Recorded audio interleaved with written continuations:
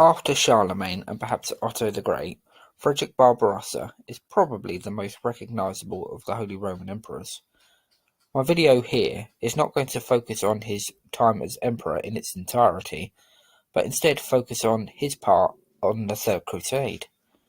The Third Crusade, thanks to Richard the Lionheart, ended in glory for the Christian West, although it didn't achieve all that it had set out to do, but all the same it was an overwhelming success. But for Frederick, it ended in anything but glory. Frederick and other European princes and rulers took the cross after Saladin's conquest in the Middle East had led eventually to the fall of Jerusalem in 1187.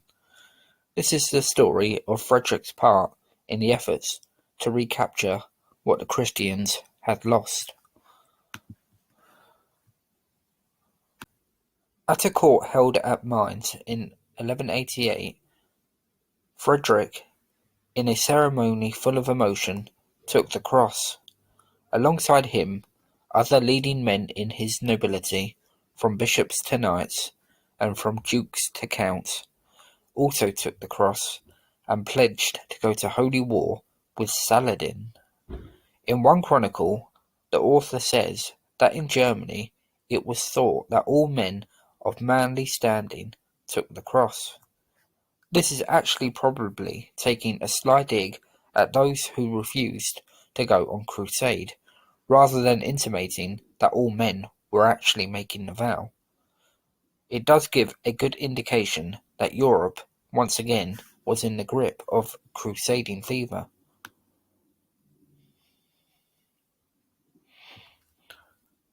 For all those who embarked for the Holy Land, there was a bigger prize than simply recapturing Christian lands. They believed that this holy war against the infidel would cleanse their spirit from past sins and assure them of a place in heaven. This belief had to be firmly set in their minds. Crusading was no easy matter. First of all, there was the incredibly long and arduous journey. Then even if they successfully reached the Middle East, they will be in completely alien conditions, and with a climate that was unforgiving, and with an enemy waiting that knew the surroundings better than the Westerners did. So for men like Frederick Barbarossa, going on this crusade was a deadly serious matter, and was not something that would be undertaken lightly. These crusaders had to firmly believe in their hearts that they were in fact doing God's work. Frederick sent an envoy to Saladin to demand that he surrendered the territories that had been captured by the Muslims.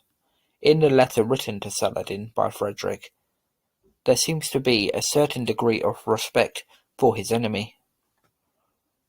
Frederick refers to Saladin's Highness and Majesty, acknowledging his status as Muslim ruler, but all the same he demanded that Saladin quit Jerusalem and his other territories.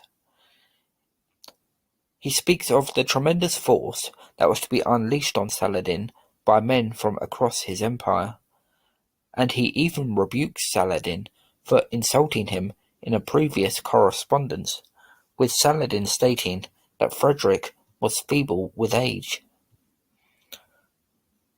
Frederick responds to this by threatening to show the Muslim ruler in person that this was not in fact the case, and that he could in fact still hold a sword, and he knew very much how to use it.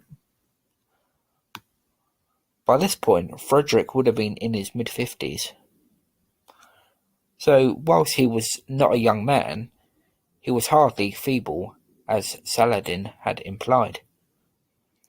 Saladin had communicated regularly with Barbarossa in the past, but Frederick accuses him of making false promises, possibly implying that Saladin had sworn that he was not going to conquer the territories that he did. His letter given to envoys to take to Saladin seems to have been his first response to Saladin's letters, as he acknowledges receipt of the previous correspondence sent to him.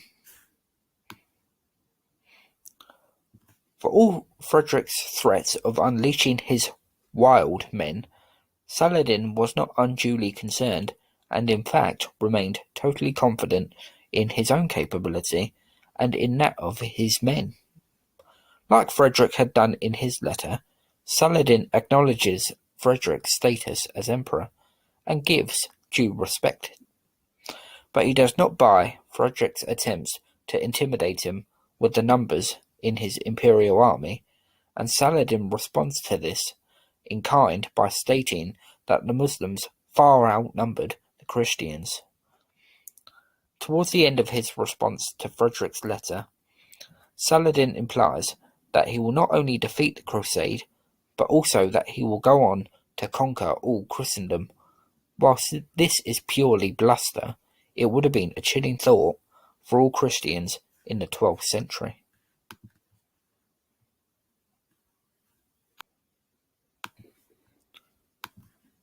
Frederick set out for Jerusalem in May 1189.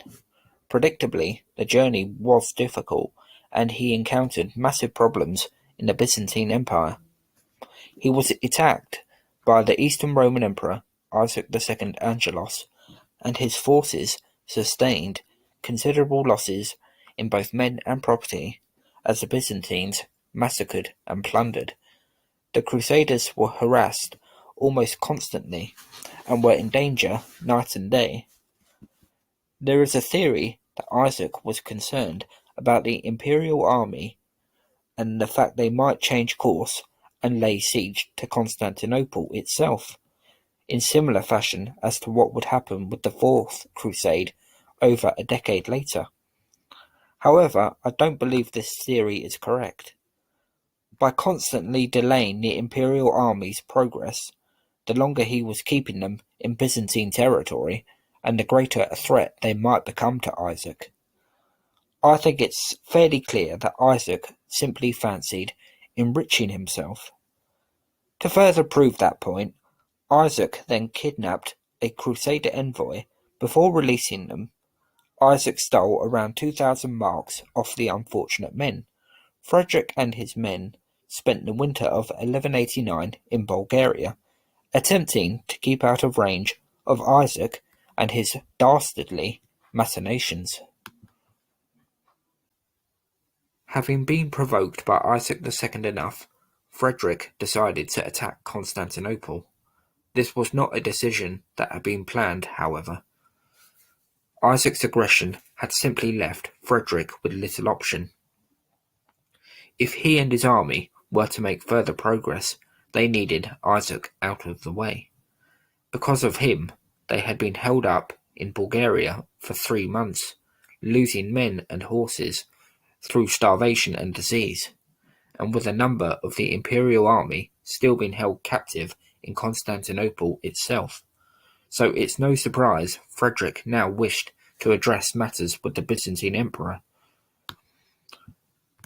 And as much as Isaac might pretend otherwise, and he might have intimated that this was what he'd been saying all along, that the Crusaders were going to act aggressively against him, he must have expected this was going to happen, as he had been unduly aggressive against the Crusaders.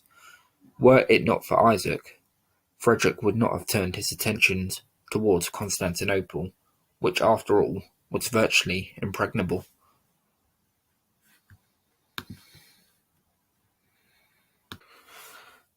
However, the attack on Constantinople didn't come to pass.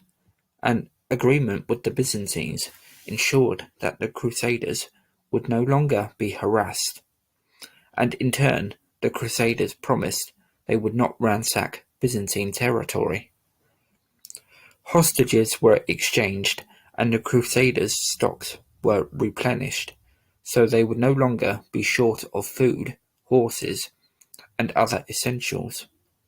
And in the middle of 1190, the Crusaders defeated 2 Turkish armies at Philomelium and Iconium.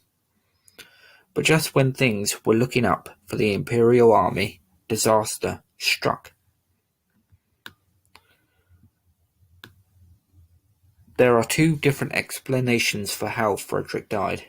One is that he attempted to swim across a river. Another is that he was thrown off his horse as he attempted to cross it on his horse. There are other theories too, but what is sure is that Frederick drowned in June of 1190. After he died, the imperial army fell apart, and only a small number would take any further part in the crusade. At this stage, Saladin could have hardly been too concerned, and it will be up to others to take up the mantle from Frederick. Sadly for Frederick Barbarossa, his contribution to the Third Crusade is limited, and he's best remembered in the entire history of the Crusades for how he died.